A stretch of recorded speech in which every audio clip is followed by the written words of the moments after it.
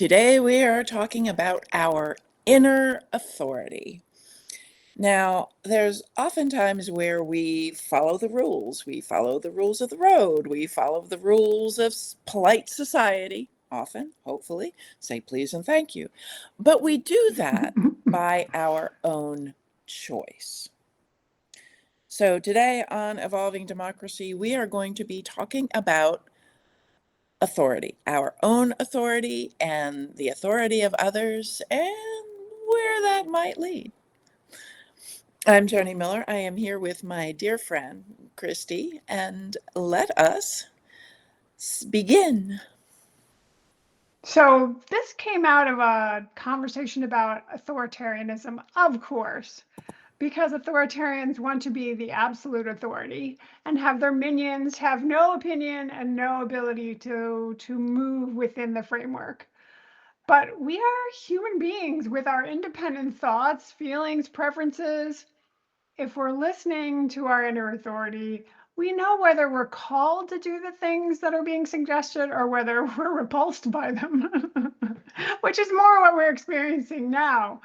So today's talk is really about sort of a call to action to listen to that inner authority and act from that place, which is going to be sort of what brings us collectively to a sort of shared authority where we agree these are the things we want and we want them together. And we don't want some dude just saying, hey, I want the world to look my way and you have to obey. And I'm going to scare you in advance to make you obey without even tuning in to see what's important to you. How does that land? Like that idea? Let's just be the little sheep. I don't think that's in the nature of our society. That there is this from the beginning, this rebel spirit in the colonies that became the United States, that we are the ones forging the path through the wilderness. We are the ones that are deciding our own destiny. People cross the big ocean on ships so that they would have this sense of authority, whether it was religious authority, that they were being persecuted in Europe and they wanted to worship the way they wanted to, or just the sense of freedom that land would give that they didn't have in other places. So the sense of being sheep is just not part of the makeup. Most people want to be the author of their own story. And as author, we are partly in charge of creating the story. Now, most of us know we're not alone in that. There's probably some larger force that is co-creating with us. So we don't have to feel like all the pressure is on us. But we are the ones that decide what's the next right thing to do. What's the next right step for us? What's the next right step for our family, our neighborhood, our community, our country? We can do that because we're tuning into that inner authority. And that inner authority also helps us decide which authorities we want to be submissive to, so to speak, or loyal to, and which ones we don't. Like Joni mentioned, following the rules of the road. If I want to drive on the wrong side of the road all the time, I'm probably going to meet an untimely end. So I'm probably willing to do what I've been told to do. But there are other ways in which things that we're told to do, certainly by this regime, are things where we're going to be like, yeah, no, that doesn't work for me. And this leads into what Rick wrote about here. We need better filters from disinformation and misinformation. If you're being told that what you're being asked to do is something that you don't object to because it's falsely presented, then your sort of inner authority is thrown off because you're getting information that's not valid. So definitely being able to know what's true and what's real is part of all this, is part of how we figure out what next right action is. It's based on reality, based on facts, which we've done a few things on misinformation, disinformation. We can go into that whole thing. But this time it's really, so much about how do we resist authority? How do we install the kind of authority we're willing to be loyal to? And how do we not let ourselves be railroaded by something that's not our choice?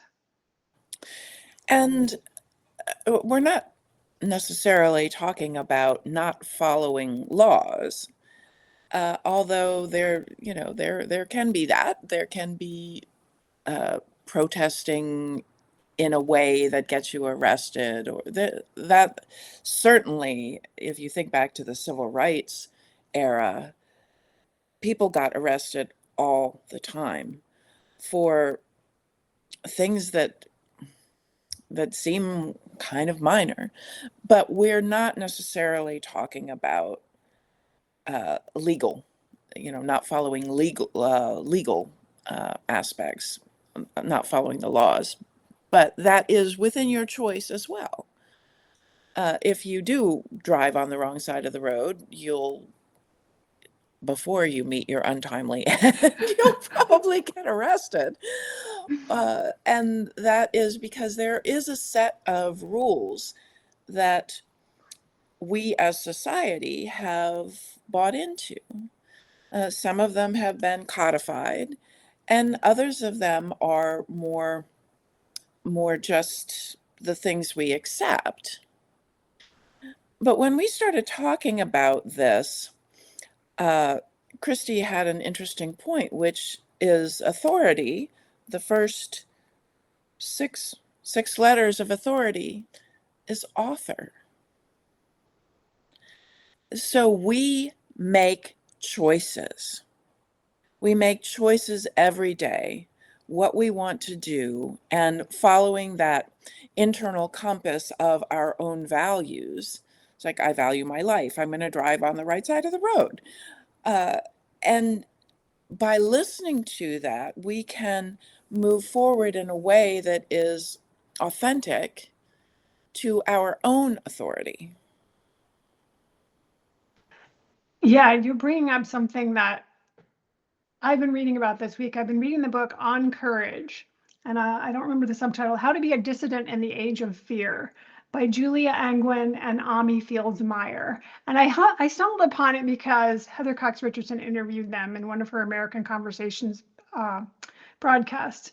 And they talk about this as a moral collision where your morals bump up against what's going on. And at that point, when the collision is big enough, you just cannot sort of help yourself. This doesn't apply to everyone. Everyone's point is different.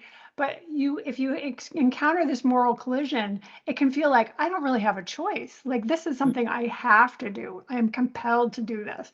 This is for me to do, and this is the next right step for me. So bearing in mind that if we're not paying attention, we're not going to have a moral collision because we're not seeing or hearing what's going on. If we're bringing in false information, same idea, there's not going to be a moral collision because what's being presented to you looks moral. But if you are absorbing, reading and listening to what's really actually going on right now, that is more likely to create this moral collision. And that then can spark us into action, which is what we're hoping for. Well, and the moral collision is interesting. As I've talked about before, I've done research with how people change their minds, deeply held beliefs, specifically with conservative Christian counseling students who didn't want to work with LGBTQ clients. And what I found in all of the research of how people change these deeply held beliefs, as well as my own research, is that it often it becomes a tipping point as you allow information in that is contrary to what you've heard before. And then it becomes this point where there's no going back, that you can't unsee what you've seen. You can't unthink these new thoughts, that you're seeing the world in a new way. And once you see the world in technicolor, you often don't want to go back to black and white.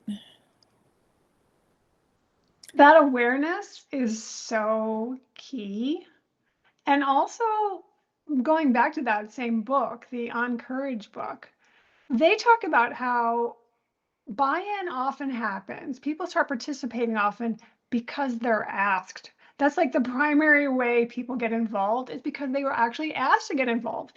And a lot of times these organizers will do something that's low intensity, low pressure, low risk. Can you bring the water? Can you get the snacks? Can you bring blankets for people? And people do that. And as they're there, they see, oh, well, this is what's going on. Perhaps I could do a little more. And eventually, a lot of these people ended up being like full on organizers themselves, not to scare you, because it doesn't have to happen that way. But it's this way in which we suddenly are invested. We suddenly feel like, oh, I've done something for that, and that felt good, and that could be helpful. And I would like to do more of that and more of that and build from there.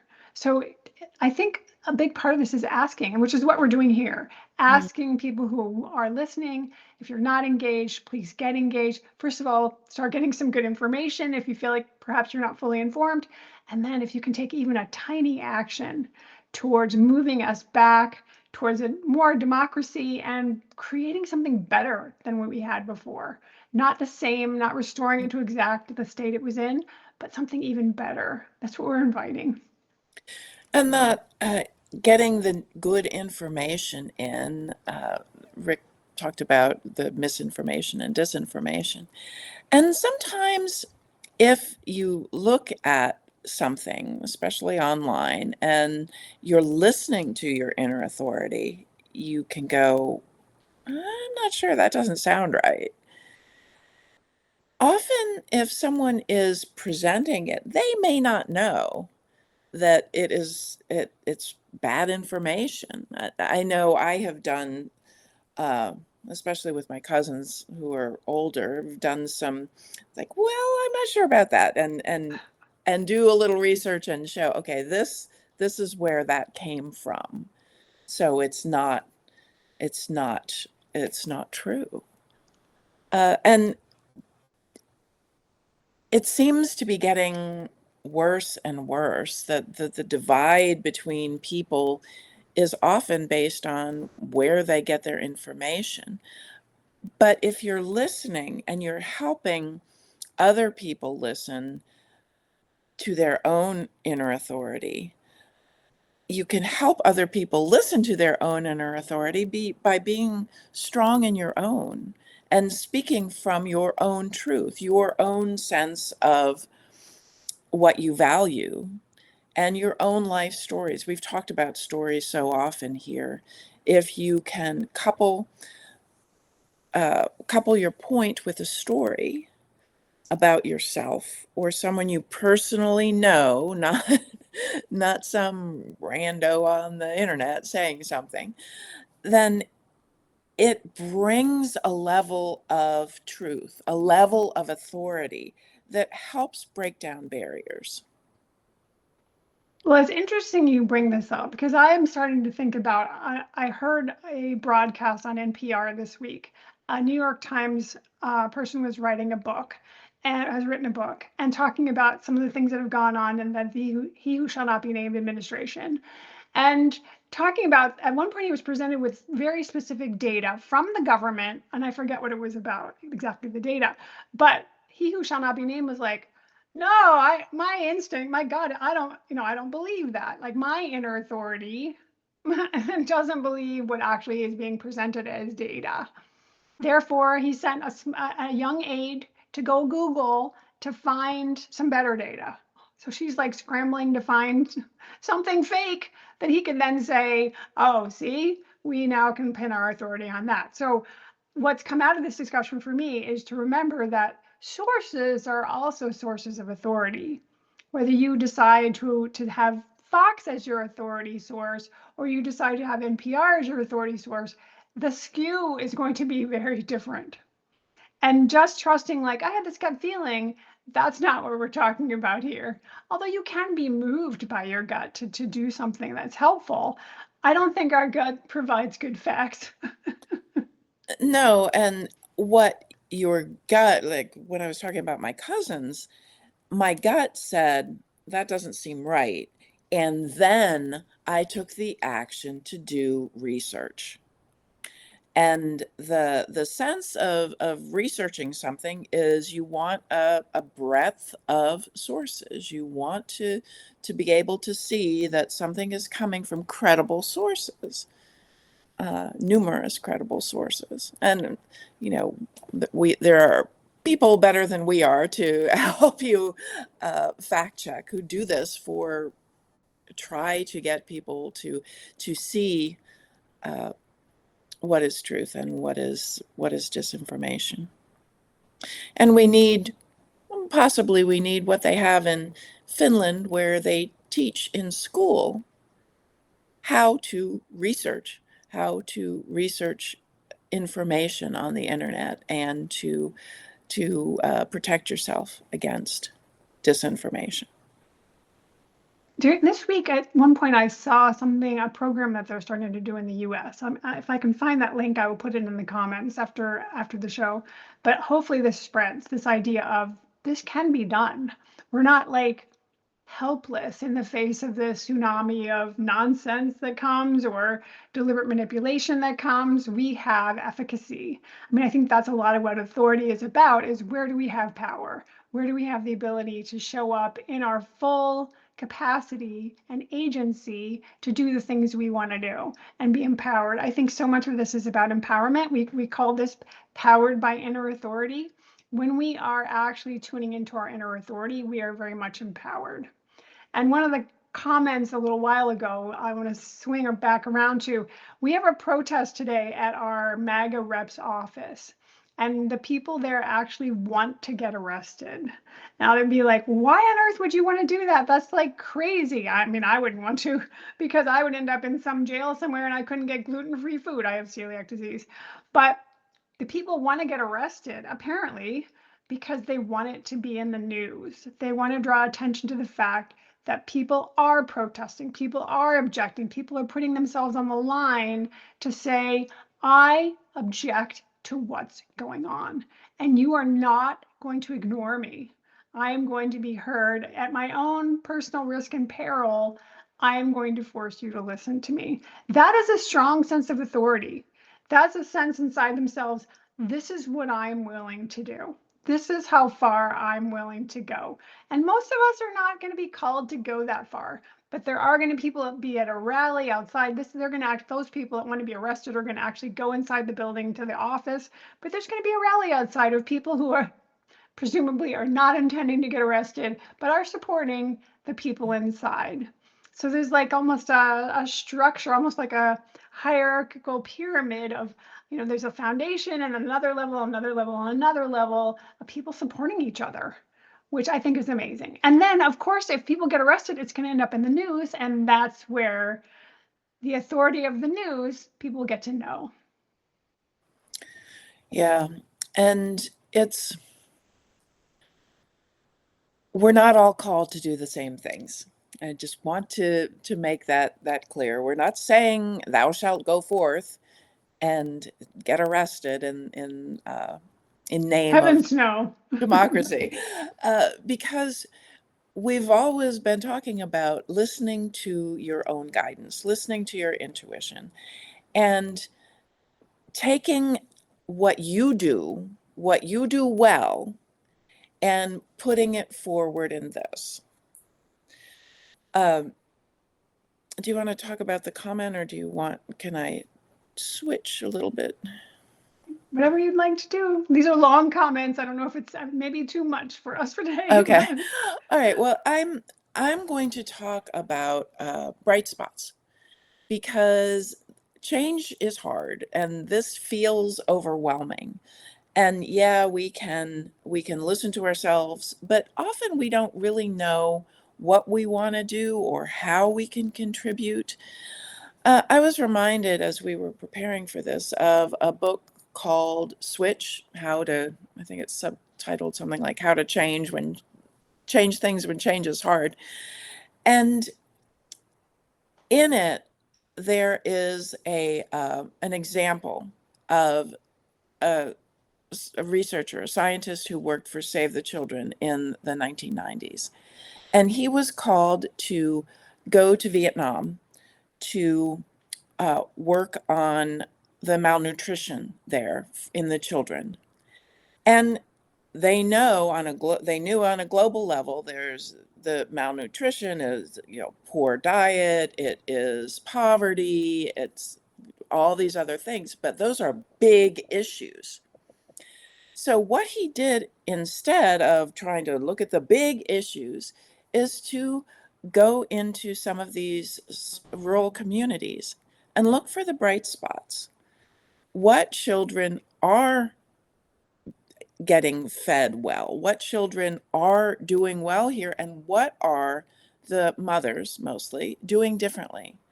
The norm was that kids ate with their family twice a day. But the bright spot mothers were feeding smaller portions 4 times a day. They Hmm. were also feeding shrimp and other sources of protein that culturally they didn't think was appropriate for children. Hmm. And they were giving greens that were not, they were seen as if you ate those greens, you were on the lower class. And instead of saying, oh, I have the answer, he worked within the community to help them help each other. And it worked. And not only did it work for that generation, the research showed that it kept going in those communities and it spread from those communities to other communities, which helped. Didn't solve the issue because the big issues are still there. And we can do the same thing when we're looking for how can we best contribute? How can I feel like I am making a difference? Well, where do you see that there is difference being made? And Hmm. how can you work within that group if you are called this inner authority, if you are called to go be curious. It's like, what can I do? What can I see? Do your research, this delving in to just explore. Explore, maybe this is something for you. And there are plenty of things that where we are making inroads in this pro-democracy movement. It's it seems overwhelming. It seems like trying to take a big chunk of something that is indigestible, but there is progress. There are bright spots. And if we can find the bright spots and see what calls to us there, then maybe we'll feel like we are moving forward. And if we join with others, we feel empowered because so much of authoritarianism is wanting you to feel isolated, wanting you to feel disempowered, you to feel like you have no voice, wanting you to feel like you have no community or connection. So if you can sidestep that, recognizing that's what they're up to, and find some people, whether it's online, whether it's in person, whether it's protesting, whether you don't have to have these people be your best friends, but it's to know you're not alone. Because I think that's one of the biggest problems now is that there are millions of us. And yet, in a way, we can feel like, oh, I'm by myself in the middle of this mess, and I have this problem and that problem. I can't even address those, much less these bigger systematic problems that are facing us. And yet, we can by joining together, by doing what we can do. In that book, they talked about people going to Delaney Hall, the concentration camp in New Jersey, and doing whatever they could outside, including there were two young women, two children that were not being allowed to see their father who was about to be deported. Mm. And the guard said, you need a man, you cannot go in there without having a family member. They recruited someone and called him a family member, and he was willing to go in with these children so they could see their father for the last time. What a huge gift to them. And I'm sure he felt like this is what I'm called to do. This is the right thing to support these people. And the people that are showing up there every day at Delaney Hall and they're passing out water because there's no bathrooms there, there's no water there. The closest parking is 3/4 of a mile away, like because there's no parking lot. Like there are ways we can do something to help someone and be in part of a community so we don't feel like this is just too much. Can't do a thing. I'm paralyzed. I'm gridlocked. I'm stuck. Look where things are not stuck. Right. And remember, it can be local too. It can be it can be your local school board, it can be your local library, it can be bringing banned books in. There's so many things that can help drop those pebbles, plant those seeds that we often talk about where you don't know where it's going to go. And it may be that you're called to leave To Kill a Mockingbird in a free library. I don't know. But if you take the time to tune in to say, what am I being asked of today? And how can I make a difference to one person? And we don't know where that one person may lead. We're talking about small things and bigger things with protests, but small things with leaving a book. But we don't know whether that was a small thing or not. And we don't know whether one conversation where you tell the story of a friend who's dealing with the immigration system now I have a friend who is a English speaking white woman who is dealing with immigration right now, trying to get green cards processed. And I cannot believe the incredible lengths that they have to go through with, inches of documents that have to be copied and faxed. And it's crazy. And it's not fast. And they were told that if they pay a certain amount of money, which was not insignificant, it was in the I think it was over $5,000, they would get in the queue faster, not in the queue to get the green card, in the queue to In the queue for the queue. in the queue for the queue to say whether we can actually proceed. So that's a story that I know personally, and I can say. It's a very interesting comment Lori made. I have found some very eye-opening books at free libraries. Wouldn't that be something? Sprinkle in some democracy books at the free libraries that are near you. We have one in our neighborhood. I may just go donate a book or two and see if anyone picks it up. That's kind of fun. The thought of seeding some good information instead of the garbage barge stuff that we can see. Even like our He Shall Not Be Named last night, there was a very funny comment my husband shared with me this morning. Rather than the Indivisible, it was in the Indivisible newsletter. Here's this leader ranting about an election that he lost 6 years ago on a public broadcast instead of going to therapy. Which we know his problems far exceed therapy. But still, it was funny. Like, these are not normal times. We don't have to tune too far into our inner authority to go, ew, like that's not right. This is kind of crazy. Why is this happening? La la la la la. Now, from our spiritual perspective, there certainly are good reasons for chaos and turmoil, and change generally doesn't come from just slight micro movements. Sometimes they are these big disruptions. And so, I certainly take hope from history that this could be something that's very uncomfortable for us now, but later we and others can look back and go, oh, that was a changing time. That was when things got so much better. Definitely want to put the plug in for the other side of what's going on in the moment. Sometimes I take comfort in the fact that a caterpillar turning into a butterfly turns to goo in the cocoon. Everything has to get disintegrated before it can come out beautiful on the other side. And shells have to seeds break through shells to put down roots. And we're breaking through in our own little ways in the middle of goo. In the middle of goo. So eloquent. But it is actually what is going on. This is the goo, but we have true belief that we will transform into butterflies on the other side. Faith and trust are Yes. important right now to believe that there is something better and that we're not stuck here. This is the messy middle, to say the least. Yeah. All right.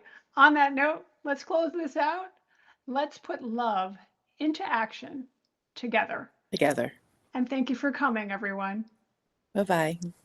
Bye.